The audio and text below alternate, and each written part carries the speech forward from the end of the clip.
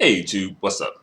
So a little while ago, Ayesha Curry said something in an interview that was the effect of, she pretty much just wants more, wish she had more male attention, you know. And of course, the media, more so like black media, really black social media, you know, you know, really much just took this opportunity just to, attack, you know, Ayesha, but also Steph, like to attack both of them, right? And it's like really, but the thing is though, people kind of don't like Ayesha and Steph Curry. I'm talking more so black people don't like Ayesha and Steph Curry. And they don't like them because, well, a few reasons, all right? Um, for one, they just seemingly, seem like the perfect couple and perfect family, right? So they're like very, quote unquote, perfect seeming, right? Of course, nobody's perfect, but on the outside looking in, it seems like a, big, happy, nice family. Everything's perfect, all good in the hood, right? Black folks have a problem with that. And well, you're like, well, why black people have an issue with that? Well, there's a colorism aspect to this, right? Where it's like, well, black people would be fine if Steph and Ayesha Curry were both like brown skin or dark skin, or if perhaps Steph Curry was dark skin or brown skin, um, or both of them. It has to be, Ayesha can stay light skin and the dude can be dark skin. That'd be fine. Steph can be dark. It will have to be dark skin though. Or both of them can be dark skin, right? But there's an issue with that because you know they feel like this perfect nice couple should be like a brown skin dark skin couple, not a light skin couple, right? So there's some issues with that whole situation.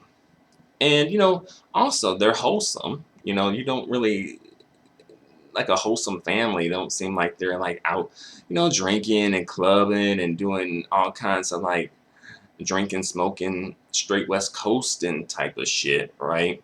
So that's the issue too, because it's like, Steph and Ayesha are separating themselves from that type of behavior and seemingly saying that, given the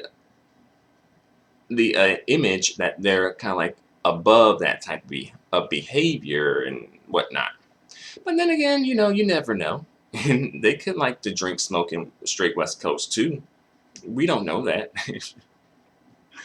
um, Also, the media attention that they get, right? They like black folks don't like that as much. That the family gets, but also Steph gets too. They don't like that media attention. They feel like it should probably just be a brown skin or dark skin couple getting that media attention and upliftment. They don't like that, you know. And also another aspect of this is LeBron James's family, the Jameses, versus Steph Curry's family, the Currys. That's another aspect of this too, where there's like, well, what about LeBron James and his wife and children? Why don't they show them, right? And mind you, LeBron James was trying to slide into these other women's DMs, white women's DMs, by the way, and getting denied and shot down too. I guess he thought that his status, in the black community and as a basketball player was going to translate to him doing well across the fence. And the women he was trying to slide into their DMs, they actually look good, so they have options and they don't have to settle for a LeBron James. You know what I mean? But black women will be uplifting LeBron James and calling him all types of black kangs and whatnot. Because that's just what black women are there to do. And also, there's a bit of a rivalry between the children, where it's like, oh, why does Riley Curry get so much media attention, but LeBron James's children don't? That's an aspect of it too. And it's like, well, um, Riley Curry gets media attention because she is likable, right? She looks decent. You know what I mean? Also, she's a kid too, right? You know, she's like an adorable, likable kid with like a little charisma. You know, you know. But they're thinking that LeBron James's kids should get more spotlight, right? Just because they're brown skin or dark skin or whatever, right? And it's like, well, you know, I don't think that's how it works, you know. And also, these same people would be really quick to attack Riley Curry and her looks, right? But then if you do the same thing with LeBron James's kids, then it's all types of, oh, that's colorism. Oh, that's offensive. Oh, we shouldn't be attacking kids' looks like that. Kids have enough things to deal with, right? You know, y'all know how that go, right?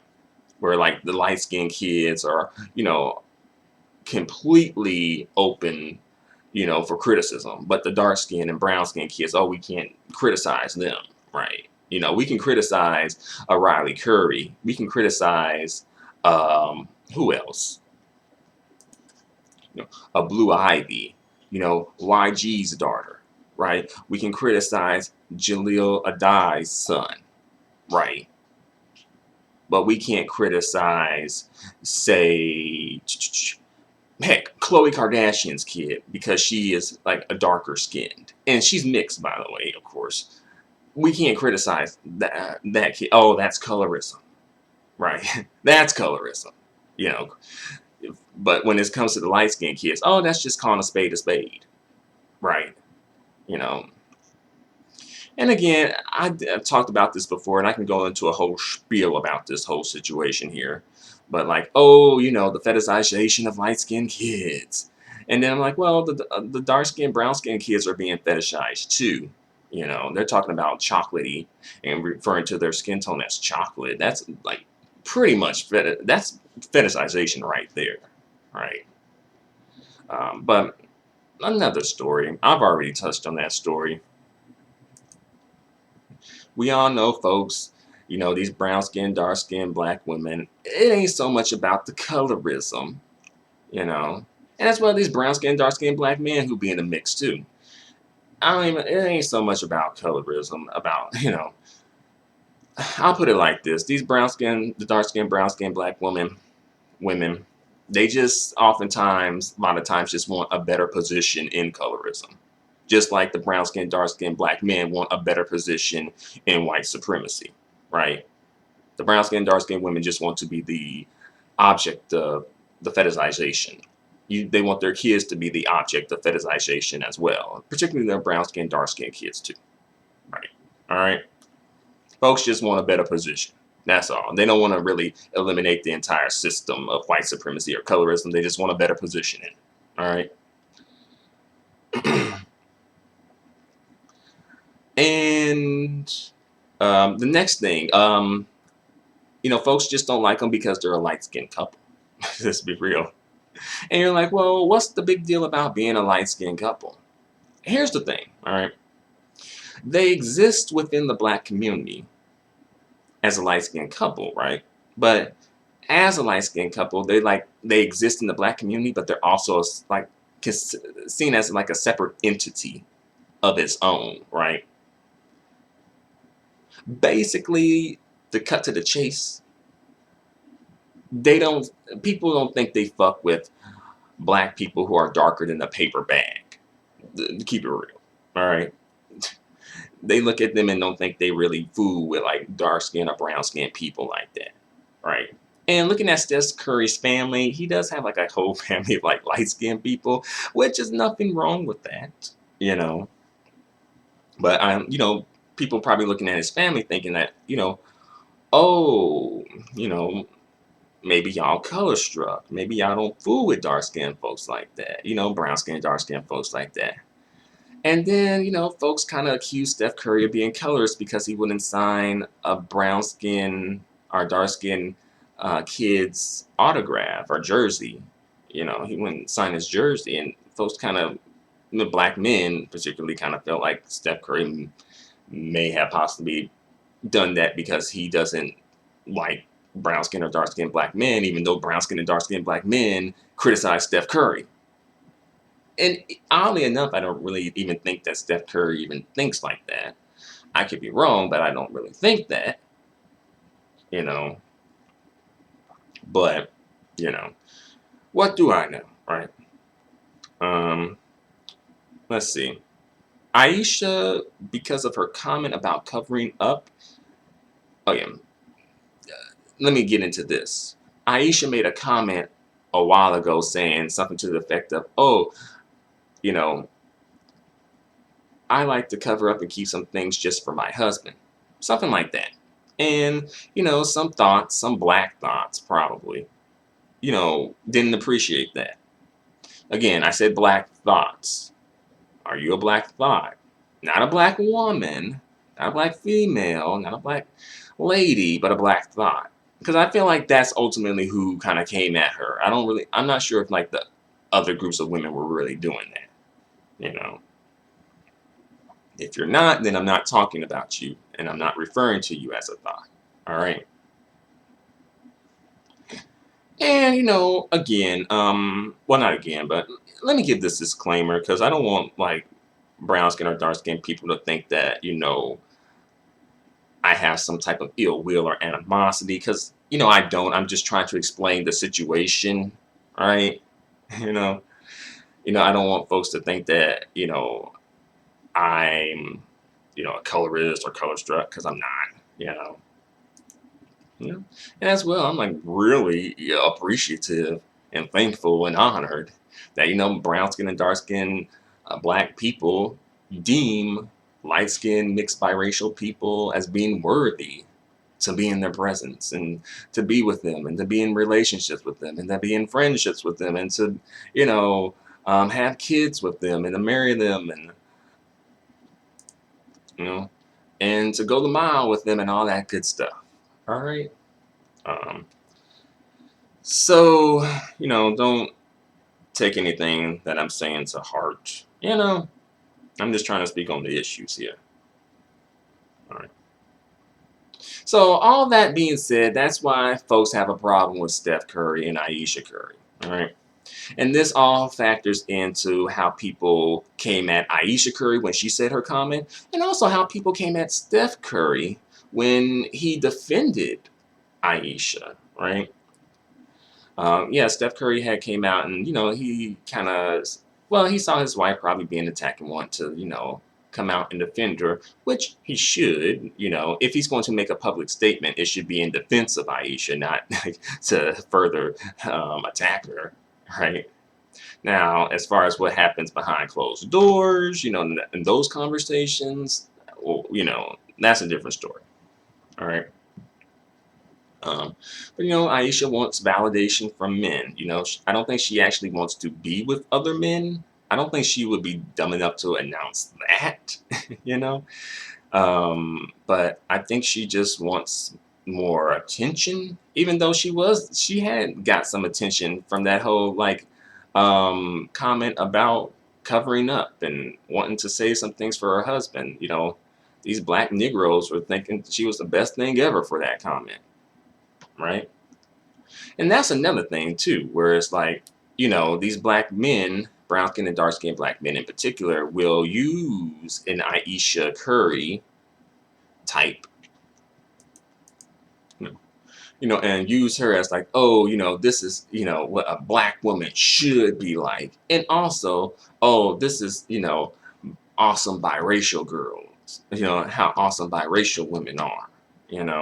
That sort of thing, right? They like to play that whole, light skin versus dark skin thing, like how white people play with us, right? Pitting the light skin and the dark skin against each other. Black men, brown skin and dark skin black men like to do that same thing when it comes to the women, right? Peep that. They like to do that shit too. And then when Ayesha slips up and says something like this, then it's like, oh, this is what black women think.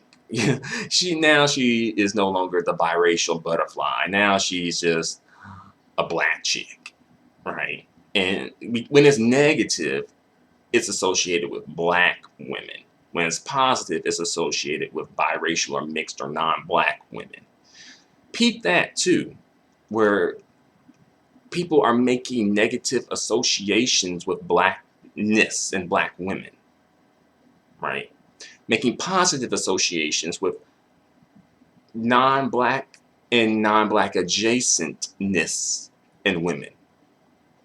All right. That just shows you how far this color struck shit goes and how far the anti-blackness runs. And this just doesn't exist in the community. Y'all saw what they did to Meghan Markle and Prince Harry's baby, right? That DJ posted that picture of like that couple with like this man and woman with a chimpanzee. And like, oh, this is the real couple walking out with their kid, right? Again, and this kid is what, like a fourth black at best? This kid probably is going to look as probably along the lines of his father, too, by the way. Very much on the whiter side of things, right? But like, oh, but they treating this black kid like it's like Meghan Markle just birthed Kunta Kinte or Shaka Zulu. They treating this kid like it's the blackest kid ever, right? But again, that shows you how far the anti-blackness runs, right? And not only ourselves, but it runs deep in ourselves, but also just deep in society. It's just like folks just don't want to, they don't like that, don't want to be associated with black folks, right? They'll pick and choose things to, steal from black people, though. Don't get it twisted, Also, I want to talk about, Ayesha Curry and give her a message too. Like if Ayesha Curry, if they ever divorce, or break up, divorce, whatever, don't let these brown skin and dark skin niggas turn you into a baby mama. All right, don't, because to keep it real, I feel like if that were to happen, I feel like she could only go down from Steph Curry. I don't imagine her going up from Steph Curry. Not being shady, not taking shots against her. I'm just saying, right? But don't let them turn you into a baby mama. You light skinned mixed biracial women got that whore spirit there. So don't get caught up, at least in public now. Don't get caught up in public, at least. I know, shit. And as well, like, shit. No, don't make sure, really. Make sure. Just be sure, right? Just don't get caught up, right? Personally, for me, in my personal opinion, like if I had a light-skinned daughter or whatever, and like she brought home like a brown-skinned or dark-skinned dude, man, let me get my shotgun out.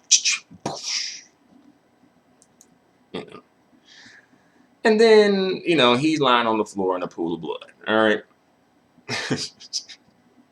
And then it's like, okay, let me just pistol whip my light-skinned daughter, because obviously she needs some type of discipline at this point, right?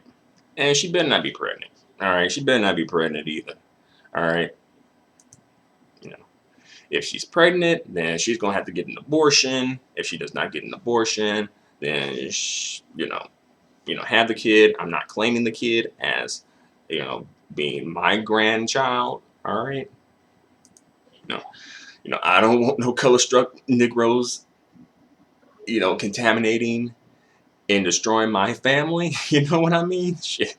I don't want the product of no color-struck Negroes either. All right. Shit.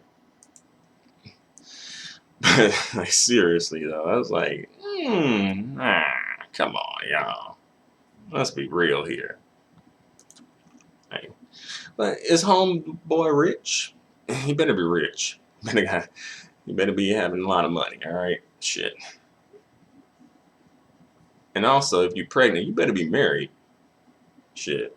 Coming home, bring this bum ass color struck nigga home to meet me, and you not married, and you pregnant. But that's what you gotta do with the kids nowadays. You know, you gotta put that fear in them to make sure they don't do no fuck shit now.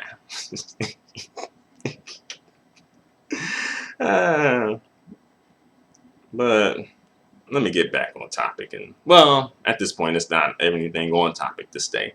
But I will put this out there. This is pretty much completely off topic, but I kind of think it would be interesting to see, like, if this were to happen, like, say if like Ayesha and Steph Curry broke up. Hopefully they won't.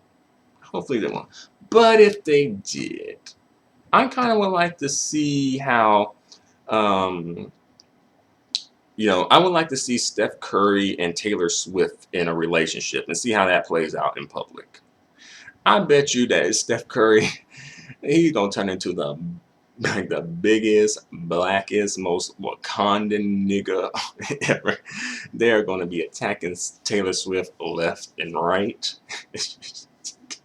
calling her all types of mud sharks, and whores, sluts, black cock sluts, and shit. But I do think that would be interesting to see how that would play out in the public, though. All right.